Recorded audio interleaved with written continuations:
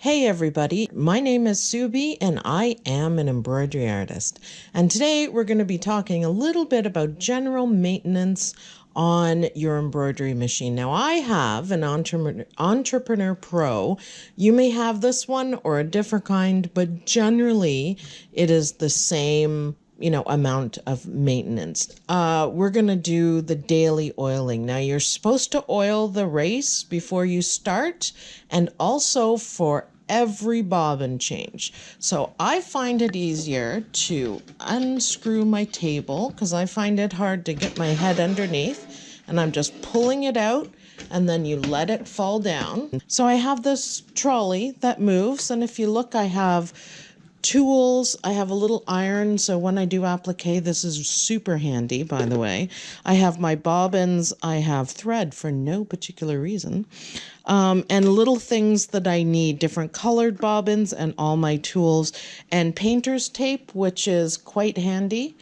Painter's tape right here. I also keep a marking pen, because that's handy, and I have two different kind of oilers right here. So everything that you need is super handy, and I like that. And then I just move it out of the way and it makes it a lot easier. So let's open up, I call this the mouth, it isn't, but that's what I call it.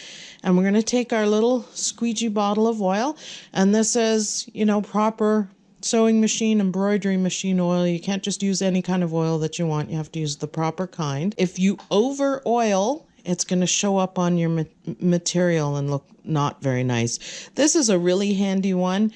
It's called a needle oiler. And if you look at the end of it, you can see why they call it that, needle oiler.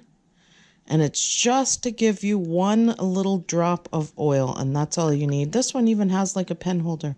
The description is right here. And I'll try to zoom in so you can see it, and it tells you exactly where you need to oil.